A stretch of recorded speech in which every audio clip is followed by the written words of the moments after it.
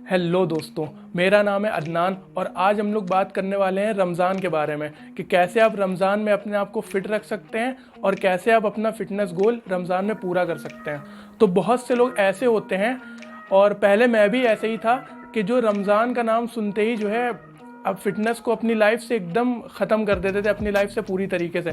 तो रमज़ान में लोगों को बहाना मिल जाता है कि पूरा दिन रोज़ा रख लेते हैं हम लोग और तरावी भी रहती है तो वर्कआउट नहीं कर सकते हैं, और इतना रोज़ा रख रहे हैं तो अब आराम से खा तो सकते हैं हम लोग। यानी बहुत सारे बहाने मिल जाते हैं और हम लोग मैं भी पहले ऐसे ही करता था, रमज़ान के नाम पर अपनी फ़िटनेस को लाइफ से दूर कर देता था और जो मन में आता था सारी चीज़ें खाता था। तो जंक फूड ज़्यादा खाता था।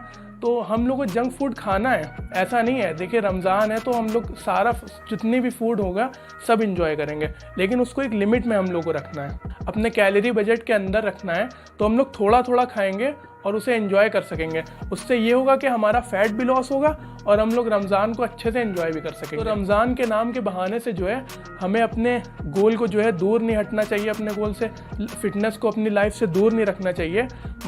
जितना हो सके हम लोग को उतना करना चाहिए। तो आज की वीडियो में हम लोग यही डिस्कस करेंगे कि कैसे रमज़ान में हम लोग अपना फैट लॉस कर सकते हैं या हम लोग अपने आप को मेंटेनेंस में रख सकते हैं। यानी मेंटेनेंस का ये मतलब है कि ना हमारा वज़न कम हो और ना ज़्यादा हो, उतना ही रहे।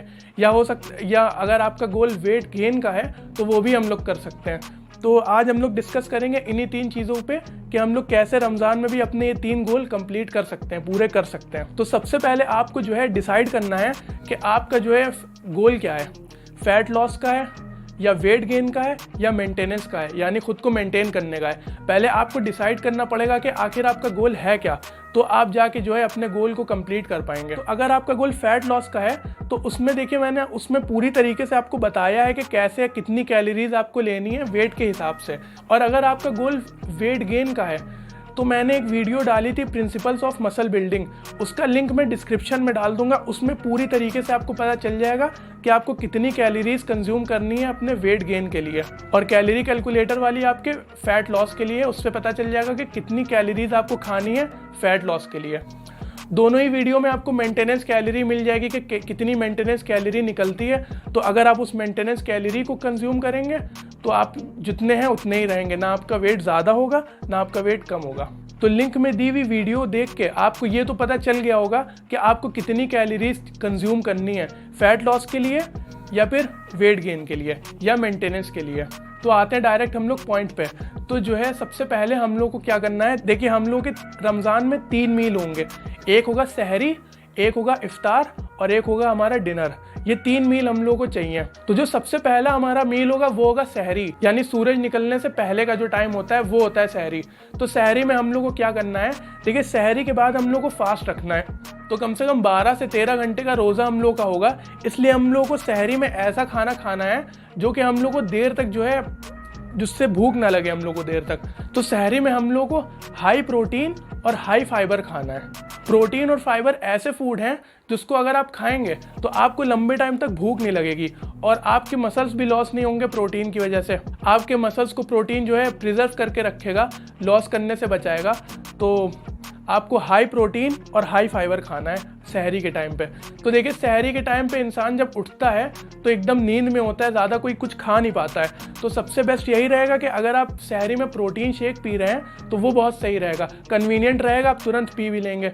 वरना अगर आपके पास प्रोटीन शेक नहीं अवेलेबल है तो आप और भी प्रोटीन सोर्स देख सकते हैं, जैसे अंडे हो गए, चिकन हो गया या फिश हो गई, तो ये भी सही रहेगा। और अगर आप प्रोटीन शेक पी रहे हैं तो उसको दूध में मिलाकर पिएंगे तो उससे जो है ज़्यादा उसका डाइजेशन स्लो हो जाएगा।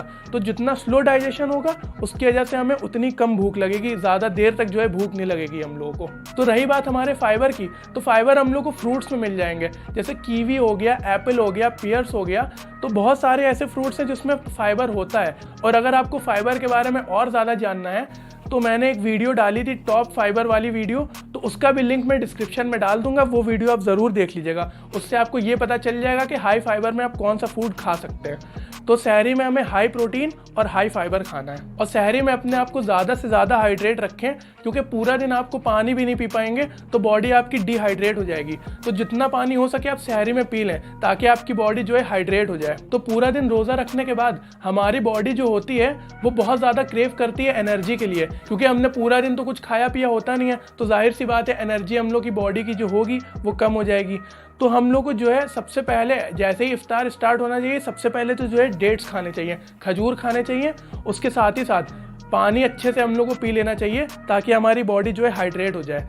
और उसके साथ ही साथ आपको बहुत ज़्यादा नहीं खाना है और बहुत ज़्यादा जंक फूड नहीं खाना है आपको, यानी जो पकौड़े वकौड़े होते हैं बहुत ज़्यादा नहीं खाने हैं। हैवी ऑन स्टमक नहीं जाना है, यानी ऐसी हालत नहीं होनी चाहिए कि एकदम चला ना जाए, बस लेट जाना चाहिए, ऐसी हालत नहीं होनी चाहिए। फ्रूट्स वगैरह खा लेने चाहिए, प्रोटीन वाली चीज़ हमें ज़्यादा खानी चाहिए, जैसे चिकन वगैरह हो गया, ये हम लोग ज़्यादा खा सकते हैं। और हाई कार्ब्स खाने चाहिए ताकि जो है हम लोग की बॉडी को एनर्जी मिल सके। हाई प्रोटीन और हाई कार्ब्स वाली डाइट हमें इफ्तार में लेनी चाहिए। और बाकी फ्रूट्स वगैरह भी खा सकते हैं आप, उसमें थोड़ी बहुत जो है शुगर होती है तो वो भी एक तरीके का कार्ब्स होता है, तो उससे भी आपकी बॉडी को जो है एनर्जी मिलेगी। और बाकी जो है आप अंडे खा सकते हैं या चिकन खा सकते हैं या फिश खा सकते हैं, जो आपको पसंद हो प्रोटीन सोर्स, या पनीर भी हो सकता है तो वो भी आप खा सकते हैं, क्योंकि इसके थोड़ी देर बाद ही हमें वर्कआउट भी करना होता है, या अगर आप तरावी पढ़ते हैं तो तरावी भी पढ़नी होती है। तो अगर हैवी ऑन स्टमक जाएगा, अगर आपका पेट बहुत ज़्यादा भारी भारी सा लगेगा तो काफ़ी ज़्यादा डिफ़िकल्टी होती है, इसीलिए आपको जो है बहुत सारा इफ्तार में नहीं खाना चाहिए। बाकी आपको अपनी कैलोरी के अंदर अंदर खाना चाहिए इफ्तार में, और हर चीज़ एंजॉय करनी चाहिए। पकौड़े वकौड़े या समोसे जो भी आपको पसंद है आप खा सकते हैं, लेकिन एक लिमिट में आपको खाना है। तो इफ्तार के बाद जो है एक गोल्डन रूल है हमारा, वो है एक्सरसाइज। तो एक्सरसाइज आपको ज़रूर से ज़रूर करनी चाहिए, चाहे आप जो है अगर लॉकडाउन वगैरह लगा हुआ है और आप जिम नहीं जा सकते हैं तो आप घर में कुछ ना कुछ कर लें। स्क्वाट्स वगैरह कर सकते हैं, पुशअप कर सकते हैं या डेडलिफ्ट कर सकते हैं। 3 हमारे बड़े मसल्स को ये जो है कवर करता है। साथ ही साथ आप जो है वॉक कर सकते हैं, रनिंग कर सकते हैं, कम से कम आधा घंटा तो वॉक करिए। और उसके साथ ही साथ जो है आप तरावी ज़रूर पढ़िए, क्योंकि तरावी में भी एक तरीके के हम लोग की जो है एक्सरसाइज होती है। तो 20 रकात अगर हम वो पढ़ रहे हैं तो वो भी एक तरीके से जो है हमारी थोड़ी बहुत कैलोरीज तो बर्न कर ही देती है। तो तरावी पढ़िए, उसके साथ ही साथ जो है थोड़ी बहुत एक्सरसाइज करिए, आधा घंटा वॉक करिए, और अगर हो सके तो जो है आप पूरी अपनी कंप्लीट एक्सरसाइज भी कर सकते हैं, बट एटलीस्ट आधा घंटा वॉक करें और उसके साथ ही साथ तरावी भी पढ़ें। तो आपका जो कैलोरी बजट होगा उसमें 25% जो है आपको सहरी में खाना है और 25% जो है आपको इफ्तार में खाना है। बाकी का जो 50% होता है वो आपको डिनर में खाना है। तो जो भी आपका फेवरेट फूड हो, जो भी आपको पसंद हो, तो आप उसको डिनर में खा सकते हैं और एंजॉय कर सकते हैं पूरा रमज़ान बेहतरीन से। अब जाहिर सी बात है, इतना कैलोरी बजट तो हम लोग का है ही है कि आप कोई भी फूड जो है अपने मनपसंद फूड आप खा सकते हैं, वो भी जो है कैलोरी के ऊपर गए हुए। तो हम लोग को थोड़ा थोड़ा खाना है और सारा फूड जो है एंजॉय करना है। तो दोस्तों आज के लिए बस इतना ही। अगर आपको ये वीडियो हेल्पफुल लगी हो तो लाइक दे दीजिएगा, मेरे चैनल को सब्सक्राइब कर दीजिएगा और अपने दोस्तों में शेयर कर दीजिएगा। और अगर आप चाहें तो मुझे इंस्टाग्राम पर भी फॉलो कर सकते हैं। तो अब मुलाकात होती है हमारी अगली वीडियो में, तब तक के लिए कीप हसलिंग।